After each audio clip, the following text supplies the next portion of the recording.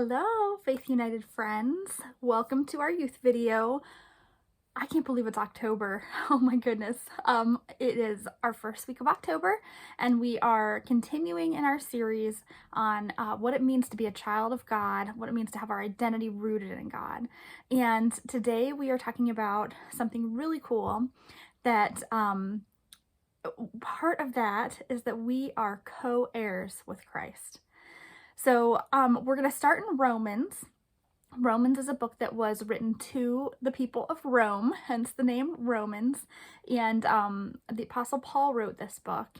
And it's a really rich, deep book. If you've never read it, I really encourage you to read it. It's got so much amazingness in it. We're going to be starting in chapter 8. And we're going to be starting in verse 14. So there's going to be a little bit here to unpack. So we're going to go through a couple of different things. So Romans 8:14. I'm going to go through verse 17. So this is what Paul says to the Romans. For those who are led by the Spirit of God are the children of God. The Spirit you received does not make you slaves, so that you live in fear again. Rather, the Spirit you received brought about your adoption to sonship. And by him we cry, Abba, Father. The Spirit himself testifies with our spirit that we are God's children. Now, if we are children, then we are heirs, heirs of God and co-heirs with Christ, if indeed we share in his sufferings, in order that we may also share in his glory. Okay, so let's look at this a little bit, kind of verse by verse, all right? So the first thing that Paul says here, and by the way, this is, mid-chapter, so I always encourage you to go back through and read this, the full chapter in context. But for time's sake today, we're just going to kind of focus in a little bit on this area. So it says, for those who are led by the Spirit of God are the children of God. Let's take a second and think about the craziness of what it means to be a child of God. Okay, we've kind of talked about this in the past in this identity series. And it's just such a rich, amazing, crazy thing. God has created us. He has made us in his image. We spoke about that. We are treasured. We are loved. We are forgiven. I'm a parent. Maybe some of you are. And maybe some of you aren't, but maybe you have a pet or something that you dearly love, or there's, a sister or a brother, or, you can think about your deepest, dearest relationship and how you feel about that person. And as a parent, there is a depth of love that no matter how frustrating your kids can be, and maybe you feel like this with your brother or sister or friends, no matter how frustrating that relationship can be, you would do anything for them if they needed something, right? That is just a small amount of how God views us. So he calls us children of God. And then in verse 15, it says, the Spirit you received did not make you slaves so that you would live in fear again. Rather, the Spirit you received brought about your adoption to sonship.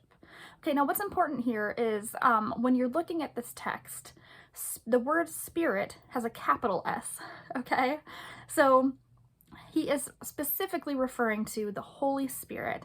So when we become Christians, when we enter into a relationship with Jesus and with God, it includes the Holy Spirit, okay? So, it's kind of like a package deal, and the Holy Spirit can come into our life, and he is kind of, like we've said, like the go-between between, Jesus and God and us, and it's just this beautiful circle of a relationship, okay? So it's saying the Holy Spirit that we received when we came to know Jesus, he does not make us slaves so that we live in fear again. We're going through this awesome study on Wednesday nights, and it's called Moving from Fear to Peace.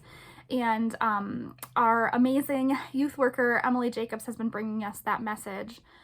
I can't tell you what a blessing that has been for me. I mean, I think I make it very clear that I struggle with fear and anxiety and, all of the things that are difficult. And my goodness, almost every time I feel like I'm almost in tears just because it's speaking to my heart so much. And, we talk a lot about fear and anxiety and, the small things in life that can trip us up to the big things. And it's so amazing that the Holy Spirit and God Jesus, the whole Trinity, you know, he does not want us to be slaves to fear. He wants us to be free. And if you picture a child, you know, running in a field, they're not afraid of what they could find. You know, listen, when I was a kid and I ran through the field, there were moments when I thought about like the snakes that could be in that field, but not the whole time, okay? But like as an adult, I walk through a field and I just think all the bugs, all the snakes, maybe there's rats in this grass. It's like the more I think about it, the more I like almost have a panic attack because I'm just like walking through a field, which is so ridiculous, you know, like, but like, you know, God like has this picture that he just wants us to be free and to like not worry about all of those things. And, you know, because what are the chances that those things are even gonna get us, you know? I mean, it's just, when you break it down, it's kind of ridiculous. But so, you know, here Paul is saying like the Spirit doesn't want us to live in fear. And he is talking about slaves. So during this time, it's really important to know that when Paul is talking about slaves, there is actually slavery that's existing during this time in ancient Rome, okay? It is not the slavery that we necessarily think of, where it's simply one people group. There were multiple people groups that were slaves at this time. And some people could become slaves if they had major debts that they needed to pay off. And there's a different system. So, you know, he's talking about slaves and he knows what he's talking about. So there would be a slave for a household, okay? And I encourage you to get a study Bible because sometimes they have really cool notes in them. And this is one of the notes that mine says. It says, ancient sources often contrast a household's children, who are his heirs, with his slaves. The relationship between the two is obviously different. For people in Rome, adoption meant a cancellation of old legal relationships, establishing a new relationship as an heir. Okay, so let me keep reading in this verse and I'm going to talk about that a little bit because that's really cool. So it says, Spirit you received does not make you slaves so that you live in fear again. Rather, the Spirit you received brought about your adoption to sonship.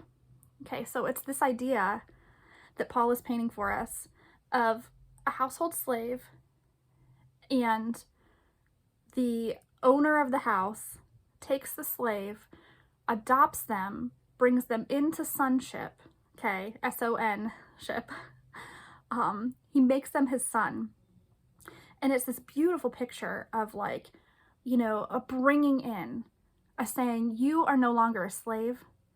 You are no longer going to be, you know, held captive. I am freeing you and I am giving you of my possessions and my home and my household. And it's just this really, really beautiful picture of, you know, a person who has nothing being brought into the riches of the household and the kingdom. And that is what Jesus has done for us. You know, God has brought us from slavery and being a slave to our sin and our fears. He has brought us from that, you know, into this beautiful richness of his kingdom. And so, you know, Paul is saying here, and by him we cry, Abba, Father. So Abba is like daddy. So like it's this intimate relationship. You know, depending on your relationship with your father, you may call him father. You may call him dad. But I think the most intimate thing that you can call your father, and it shows a depth of relationship and a depth of love, is daddy. You know, you think of little girls, little boys running to their dad saying, daddy, you know, pick me up. And it's kind of that beautiful picture of that's what God is to us. And we can be those children who run into his arms and we can call him daddy. We can be that close to him. Verse 17, now if we are children, then we are heirs. Heirs of God, co-heirs with Christ, if indeed we share in his sufferings in order that we may also share in his glory. So it's saying that, you know, when we give ourselves over, when we make sacrifices, when we show love, we are being like Jesus. And when we're like Jesus, and when we are operating in this way, and when we have come into relationship with Jesus, we become heirs. So we become those children who move from being a slave in the household to being a part of the family. And I hope that's encouraging to you to feel like you don't have to be a slave. You can be a part of the family and the richness of that family life, and the intimacy that we can go to God and we can call him daddy, and we can give him everything that we are, and he will just hold us. And it's such a beautiful thing. And so I hope that this was, I hope that you learned something here. I hope that you were able to kind of take that in. I encourage you to take a second and just say, I am a child of God. I am no longer a slave, and I am a co-heir with Christ. And I hope you can grasp what that means. So may you be blessed this week. Thank you for hanging in there with me with our little short 10-minute thing here. And I hope you have a wonderful weekend. Thanks, guys. Bye.